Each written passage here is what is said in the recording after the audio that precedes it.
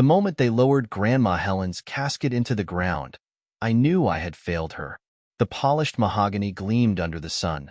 The pristine white flowers draped over it in some overly expensive arrangement my mother insisted on, and the entire scene felt like a performance rather than a real goodbye.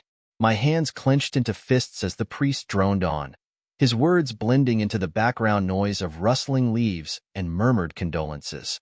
This wasn't what she wanted. She should have been buried next to Grandpa in the quiet little cemetery by the old oak tree, not in this cold, lifeless mausoleum that my parents had chosen to show off their wealth and influence. I had fought them on it, argued until my throat was raw, but my mother's response had been as cutting as ever. This is what's best. You don't get a say. As if my grandmother's dying wish was nothing more than a mild inconvenience. I looked over at my brother, Mark, who stood beside our parents with his usual unreadable expression, his posture straight, his hands clasped in front of him like he was standing at some corporate event instead of a funeral.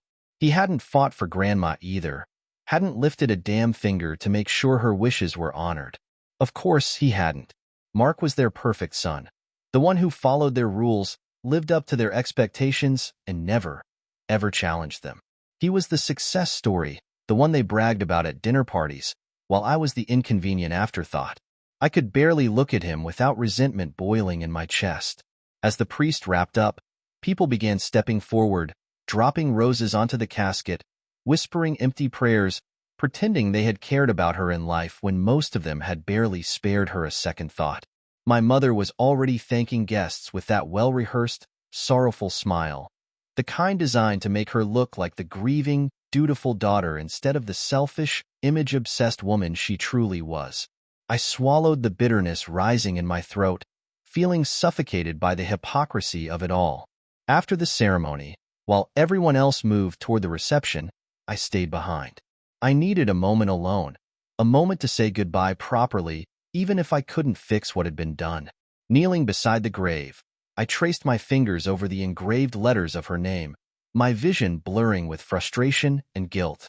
"I'm sorry, Grandma," I whispered. "I tried. I really did." My hands dug into the damp earth, my nails pressing into the soil as if I could somehow claw back the control that had been ripped from me. She trusted me, and I let her down. "You shouldn't blame yourself." Mark's voice cut through the quiet, and I stiffened. I hadn't even heard him approach. I turned my head slightly, not bothering to stand. He stood a few feet away, hands in his pockets, looking down at the grave. His suit was crisp, his posture relaxed, but there was something off about him. I exhaled sharply, standing up. "Easy for you to say," I snapped. "You didn't even try to stop them." Mark sighed, rubbing the back of his neck. "What would it have changed? They never listened to us." "They don't listen to me," I corrected. "They listen to you. They always have." Something flickered across his face. Guilt? Maybe, but it was gone as quickly as it came. "It's not that simple," he muttered. I let out a bitter laugh, shaking my head. "It is that simple, Mark. You either fight for the people you love, or you don't." He hesitated. That was the first real sign that something was wrong. Mark never hesitated. He was always so sure of himself, always knew exactly what to say. But right now, his lips pressed into a thin line, his shoulders tense. "There's something you don't know," he finally said, lowering his voice. I frowned. "What are you talking about?" "Our parents." He exhaled sharply, glancing toward the reception. "They didn't just do this for appearances." The cold feeling in my stomach twisted into something sharper. "Then why?" He hesitated again, then shook his head. "Not here. Meet me at my apartment tonight." "Mark, just trust me, okay?" He turned away, walking off before I could press him further. I watched him go, my pulse hammering in my ears. My parents had taken away Grandma's choice, erased her final wish as though it meant nothing. But now, Mark was telling me there was more to it. Something deeper, something they didn't want me to find out. And for the first time in my life, I saw real fear in his eyes. I didn't stay at the reception for long. The air was thick with forced sympathy and polite conversation, the kind that made my skin crawl. My mother flitted between guests, her grief performed to perfection, while my father stood by with his usual quiet authority. I watched them from the corner of the room, my drink untouched in my hand. They looked so normal, so composed, as if they hadn't just buried a woman they spent the last 5 years pretending didn't exist. I needed answers. By the time I got to Mark's apartment, it was already dark. His place was in the better part of the city, sleek and modern. The kind of place that screamed stability and success. The kind of place our parents approved of. I let myself in. Still had a spare key from the nights I used to crash on his couch when I couldn't stand being home. Mark was pacing near the window, rubbing his jaw like he did when he was stressed. That alone sent my nerves into overdrive. "Start talking," I said, shutting the door behind me. He didn't answer right away, just stared out at the city, his hands tightening into fists. "Mark," I said, my voice sharp, "what the hell is going on?" He turned to face me, and for the first time, I saw it clearly. The tension in his shoulders, the tightness in his jaw, the way his eyes darted toward the door, as if he expected someone to be listening. "They lied about Grandma," he said quietly. The air in the room shifted. "What do you mean?" He exhaled, running a hand through his hair. "She didn't just want to be buried next to Grandpa. She needed to be. Because of something she knew. Something they don't want us to find out." My heart pounded against my ribs. "Mark, you're not making any sense." He turned back toward the window. "I found something. In her house. A letter. And if I'm right, our parents had a reason for burying her somewhere else. A reason they're willing to keep buried." A cold shiver ran down my spine. "What did it say?" Mark hesitated, then finally turned to me, his expression grim. "It said she wasn't our real grandmother." Mark didn't look at me as I stared at him, waiting for an explanation that wasn't coming fast enough. My hands tightened into fists at my sides, my pulse a steady hammer against my ribs as the weight of his words settled over me. He said Grandma wasn't really our grandmother, but that was impossible. I had known her my whole life. She had raised my mother, had been there for birthdays, holidays, had been the only person who ever made me feel like I mattered. There was no way she wasn't real. No way the life I thought she had lived was a lie. But Mark wouldn't say something like this unless he had proof, and the way he stood there, tense and unreadable, made it clear that whatever he found was something I wasn't going to like. I forced myself to speak, my voice tight. "Explain." Mark finally turned, rubbing a hand over his face like he was trying to piece together the right way to say it. "When I went back to her house after the funeral, I wasn't just looking for her will. I wanted to see if she had written anything about why she was so insistent on being buried next to Grandpa. It didn't make sense to me why Mom was so against it, why she shut you down so fast when you fought for it. So I checked her bedroom, went through her drawers, and that's when I found it. A letter, taped to the back of her dresser. She wrote it a year ago, and it wasn't meant for Mom or Dad. It was meant for us." He reached into his pocket, pulled out a folded piece of paper, and held it out to me. I took it without hesitation, my fingers shaking slightly as I opened it. The handwriting was shaky but familiar. I had seen it in birthday cards, in notes she used to leave in the kitchen, little messages she would write just for me. But this wasn't a message of love. This was a confession. "To whoever finds this, I need you to know the truth before it's too late. I have lived my life under a name that was never mine, in a role that was given to me rather than chosen. I am not the woman my family believes me to be. The real Helen Carter died a long time ago, and if they knew, they would never forgive me." I read it again, then again, my brain struggling to process the words in front of me. My breath came sharp and uneven as I forced myself to look up at Mark. "What the hell does this mean?" Mark exhaled sharply. "It means that the woman we called Grandma wasn't actually Helen Carter. She took that name. She lived that life. But she wasn't her." I shook my head, gripping the letter so tightly my knuckles ached. "That doesn't make sense. You don't just become someone else. There's legal records, birth certificates, family members." "There were records," Mark interrupted. "I found them. Birth certificates, social security numbers, IDs. But they don't match up. The dates are wrong. The signatures are inconsistent. And then I found another name, Margaret Ellis." The name hit me like a punch to the gut, and I didn't even know why. I had never heard it before, never seen it written down, but but something about it felt wrong, like it had been hidden for a reason. I shook my head again, feeling my frustration twist into something heavier, something close to fear. So you're telling me that Grandma, whoever she really was, stole someone's identity? Why? What was she running from? Mark didn't answer right away. Instead, he walked over to his desk, opened the bottom drawer, and pulled out a small metal box. He set it on the table between us and flipped the latch open. Inside were more documents, yellowed papers stacked neatly, old photographs that looked decades out of place. He picked up one of them and handed it to me.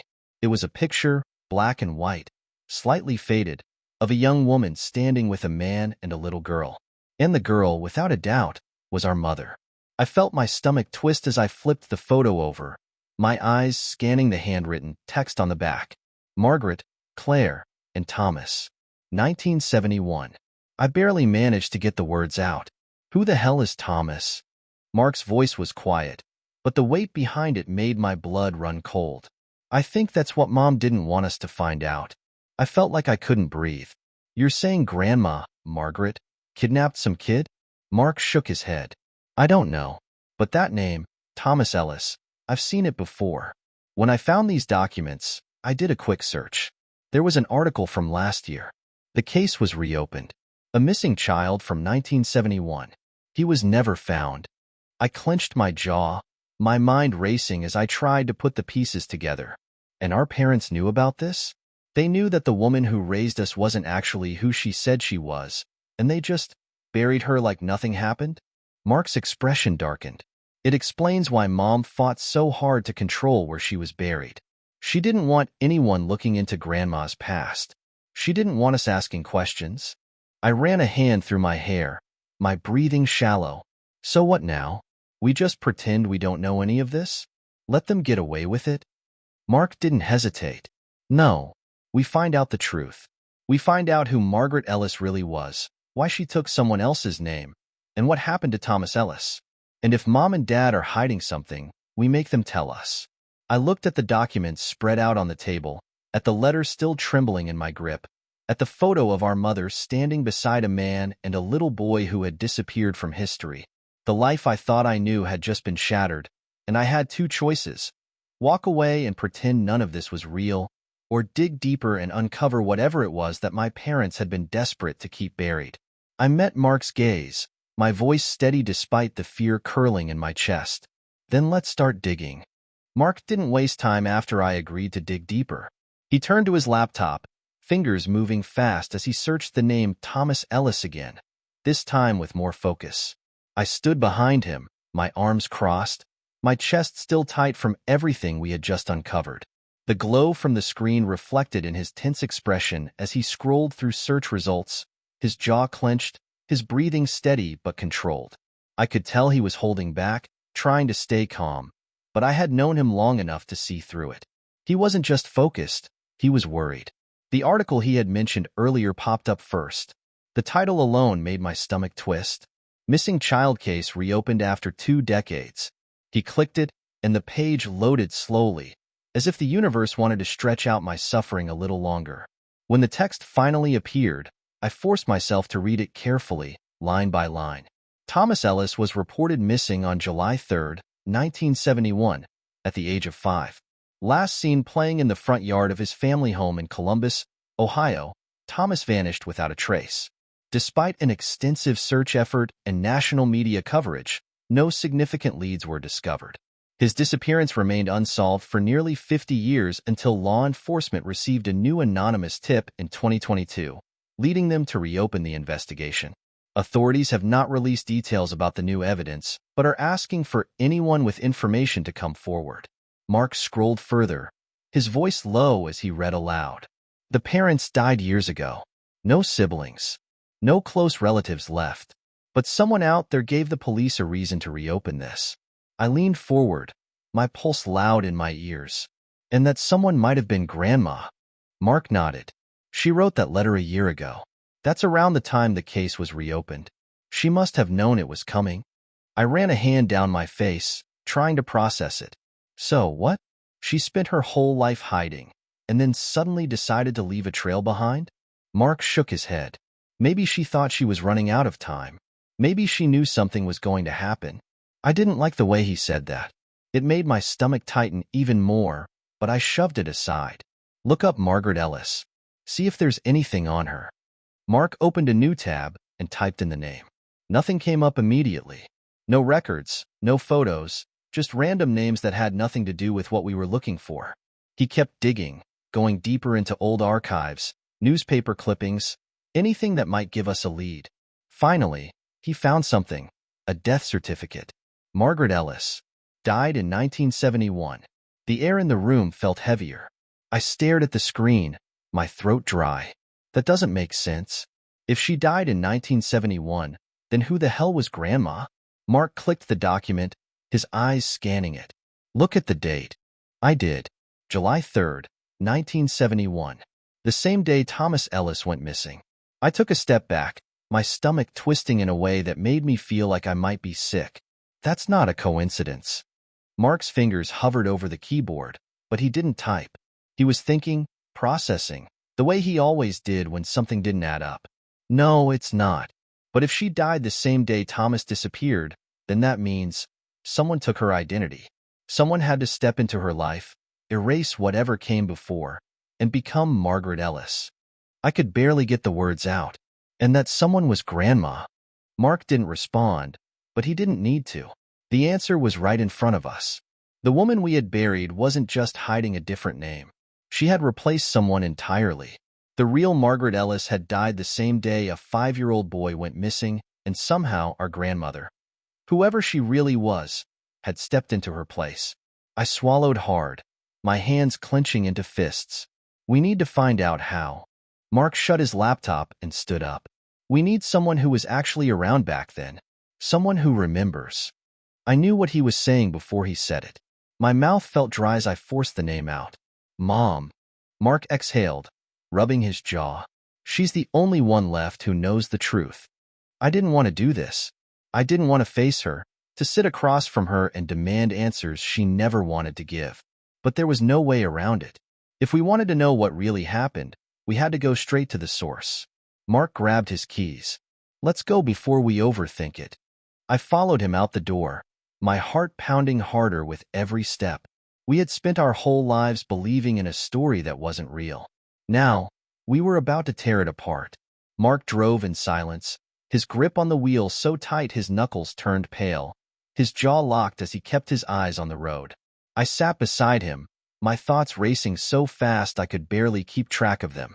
We had spent the last few hours uncovering a truth that was never meant to be found, one that had been buried beneath fake names, missing person reports, and records that didn't add up. Grandma had not just lived under a false identity, she had taken someone else's place. Margaret Ellis had died on the same day Thomas Ellis disappeared, and somehow, our grandmother had stepped into her life. Now we were heading straight to the one person who could confirm what we already suspected.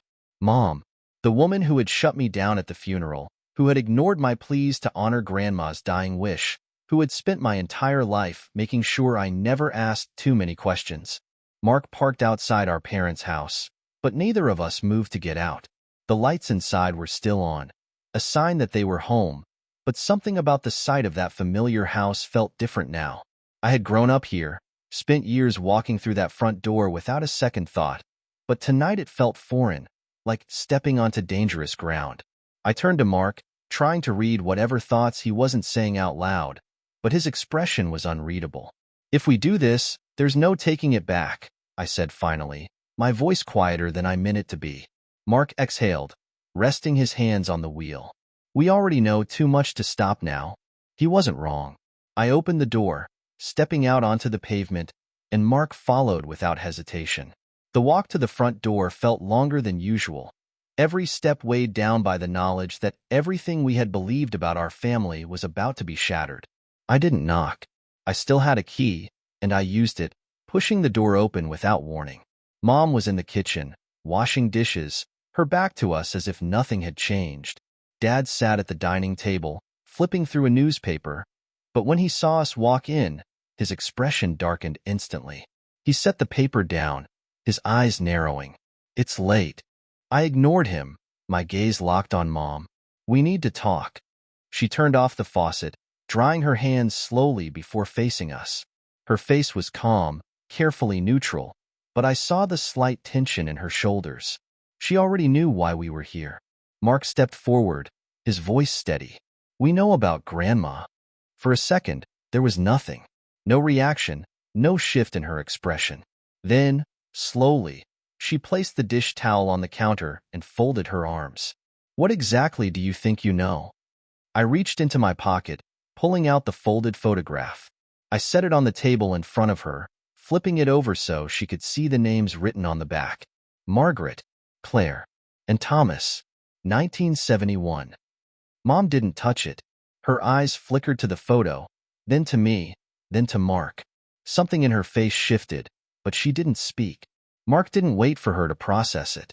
"We know Grandma wasn't really Helen Carter. We know she took someone else's name. We know that Margaret Ellis died the same day Thomas Ellis disappeared. And we know you weren't born Claire Carter. You were someone else before she changed everything."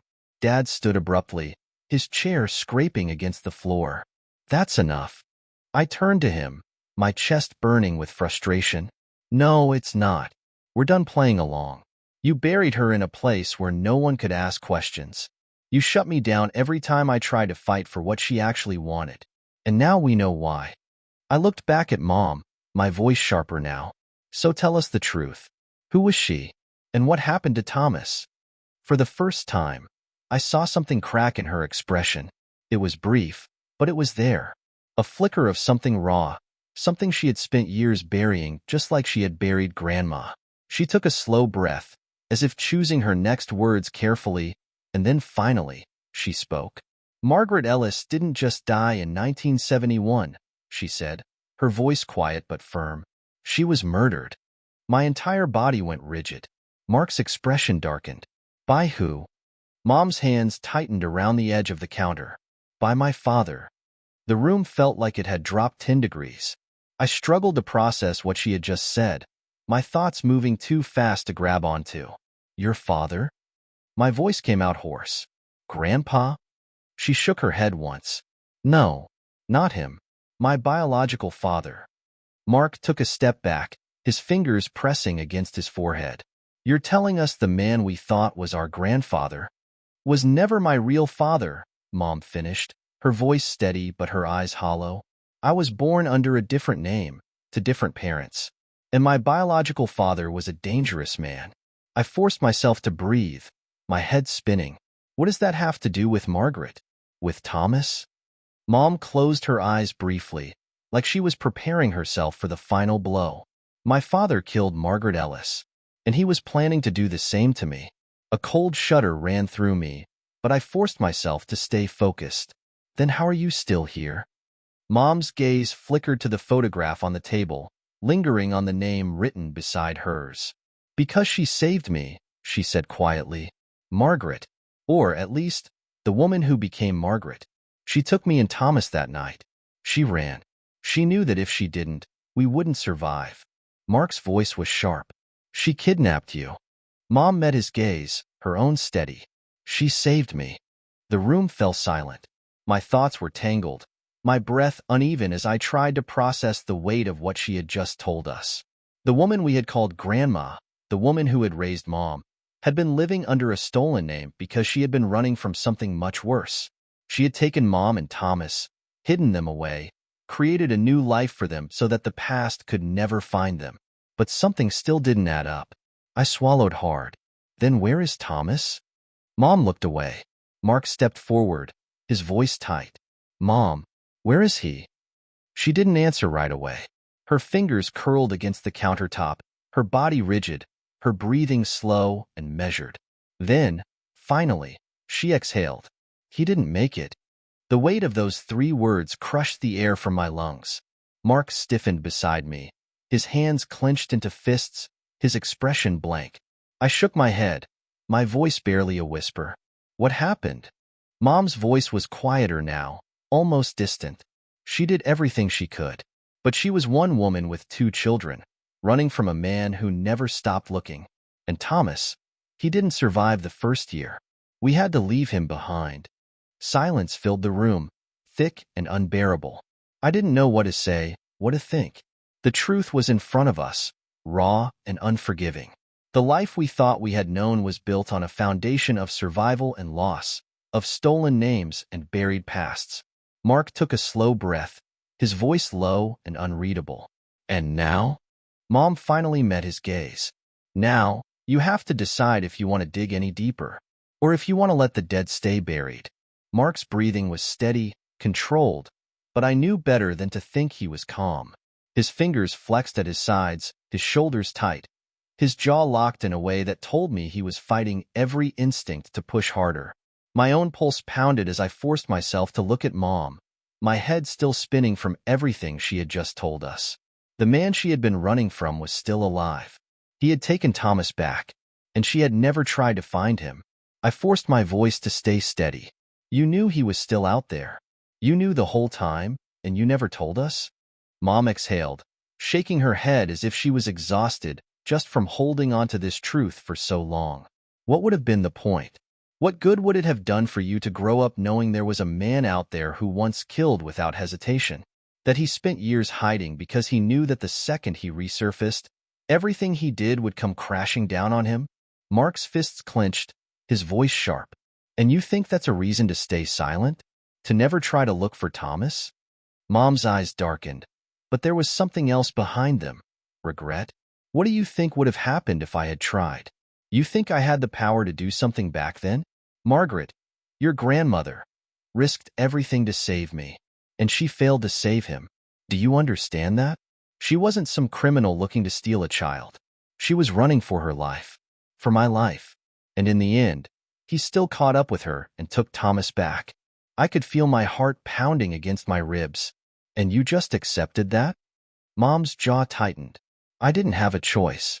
Mark exhaled sharply, his hands flexing at his sides as if he was trying to contain the frustration building up in him. And you don't find it strange that his case was reopened last year? That someone, somewhere, is still looking for him? Why now? She hesitated. That hesitation was all I needed to see. She knew something. I stepped forward, my voice firmer. Mom, if you don't know where he is, do you at least know who might be looking for him? She shook her head. No, but I know one thing. If someone reopened his case, then that means they're already watching. Whoever it is, they don't want this to stay buried. And if you keep digging, they'll start looking at you, too. Mark didn't even hesitate. Let them. Mom's lips pressed into a thin line. You don't understand what kind of man he is. Mark's voice was cold. Then make us understand. Mom held his stare, but she didn't speak right away. Her fingers curled against the edge of the counter, her breath slow and deliberate, as if she was weighing whether she should tell us anything at all. Then, finally, she exhaled and spoke. He didn't just kill Margaret Ellis, she said quietly. He killed others. And he would have killed me if she hadn't taken me that night. The weight of her words pressed into my chest like a crushing force. Mark's expression barely changed, but I could feel the shift in the room, the way everything seemed to close in around us. I swallowed hard, my voice barely above a whisper. Then why didn't he kill Thomas? Mom closed her eyes briefly, then opened them again, her gaze heavy. I don't know. A thick silence filled the space between us. The only sound was the dull ticking of the clock on the wall, each second dragging out longer than the last. Mark's voice cut through it. Then we need to find out. Mom's expression hardened again. No, you need to walk away. That's the only way this ends. Mark didn't move. And if we don't? She took a slow breath, her gaze locked on us both. Then you'd better be ready for whatever comes next. I glanced at Mark. He wasn't going to stop. And deep down, I knew I wasn't either. Mom saw it too. She sighed, stepping away from the counter. I can't stop you. But if you go down this road, don't expect to come back unchanged. Mark's voice was quiet, but firm. We already aren't. I turned and followed him toward the door. Mom didn't try to stop us. She only watched. The air outside was cold against my skin, but I barely felt it. Mark unlocked the car, his expression unreadable as he slid into the driver's seat. I got in beside him, closing the door. For a long moment, neither of us spoke. Then Mark exhaled sharply, gripping the wheel. We start with the reopened case. We find out who's looking for him. And then we find Thomas. I forced myself to breathe evenly. And if he doesn't want to be found? Mark's jaw tightened. Then we find out why. He started the car, the engine rumbling beneath us. I stared ahead, my thoughts still spinning. We had uncovered the truth. But the truth wasn't enough. There was still something missing. Something we wouldn't understand until we found Thomas. The past had been buried once. Now, we were digging it up again. Mark and I sat in the car, the weight of everything pressing down on us. We had learned the truth. Thomas Ellis had not died in 1971. He had been hidden under a different name, only to disappear again years later. And now, someone had reopened his case. Someone had sent evidence to a journalist, forcing the past into the present. Mark gripped the steering wheel tightly, his knuckles pale. If Thomas is alive, someone knows where he is. I exhaled, staring out at the dark road ahead. And if he's not? Mark didn't answer. But we both knew the truth. If Thomas had survived, someone had worked hard to make sure no one ever found him again. And if he was gone, it wasn't by accident. We drove in silence, following the only lead we had left, the last known address of Michael Harrington. The name Thomas had been given when his identity was changed. After 2 hours on the road, we pulled up in front of a small, quiet house on the outskirts of town. The windows were dark. The mailbox was rusted. It looked abandoned. Mark killed the engine. Neither of us moved. This could be nothing, I said quietly. Mark didn't look at me. Or it could be everything. We stepped out, the gravel crunching beneath our feet as we approached the front door. Mark knocked firmly. No answer. He knocked again. This time, we heard movement inside. Footsteps. Slow. Hesitant. Then, finally, the door creaked open. A man stood in the doorway, older than I expected. Mid-50s, graying hair, lines on his face that looked carved by time itself. His eyes flickered between us, sharp and cautious. Mark was the first to speak. Michael Harrington? The man's face didn't change. He studied us for a long moment, then spoke, his voice quiet but firm. Who's asking? I swallowed hard. We're Helen Carter's grandchildren. The silence that followed was heavy. His expression didn't shift, but I saw something in his eyes, something like recognition. He exhaled slowly, then stepped back, motioning for us to enter. Inside, the house was simple. Old furniture, a small bookshelf, a few framed photos, but none with people. The man, Michael or Thomas, sat down in a worn-out chair, his fingers laced together. Mark and I sat across from him. You shouldn't have come here, he said finally. Mark leaned forward. We needed to. The man, Thomas, sighed. How much do you know? I hesitated. That you were taken back? His jaw tightened. Then you don't know everything. Mark's voice was firm. Then tell us. For a long moment, he didn't speak. Then, finally, he did. I was 5 when she took me, he said, his voice steady but distant. Margaret, the woman you called your grandmother. She ran with me and Claire, your mother. She did everything she could to keep us hidden. But he found us. He always found us. My hands curled into fists. What did he do? Thomas's gaze darkened. He took me back. But he didn't kill me. He didn't hurt me. He needed me. Mark's breath hitched slightly. Needed you for what? Thomas let out a slow breath. A name. A body. A replacement. A sick feeling twisted in my gut.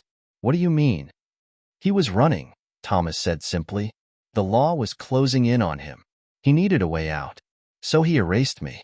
He took my name, changed my history, made sure no one would ever come looking for me again.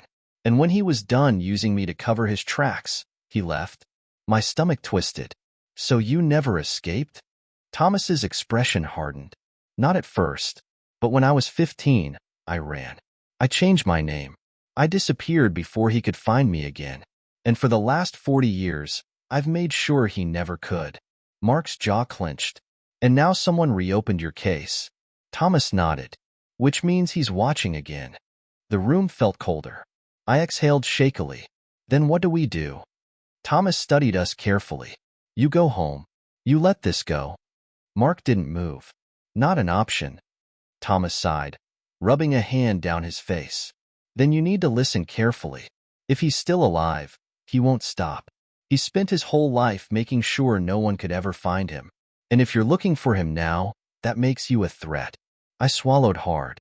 Then we stop him first. Thomas shook his head. You don't get it. You don't stop men like him. You survive them. Mark was silent for a long time. Then he stood. Not good enough. Thomas exhaled, looking up at him. Then you'd better be ready for whatever comes next. We walked to the door, my chest feeling heavy. I turned back one last time. What will you do now? Thomas gave a small, bitter smile. What I've always done. Keep running. I hesitated. You don't have to. He met my gaze. Yes, I do. Mark opened the door, and we stepped out into the night. The cool air hit me, and I felt like I could finally breathe again. But I knew, deep down, this wasn't over. We had found Thomas, but we had also awakened something that had been sleeping for a long, long time. Mark unlocked the car, his expression unreadable. We need to end this. I nodded, because I knew exactly what he meant. We weren't running. We were going to stop him before he could stop us. Moral: the truth isn't always about finding answers. Sometimes, it's about deciding what to do with them.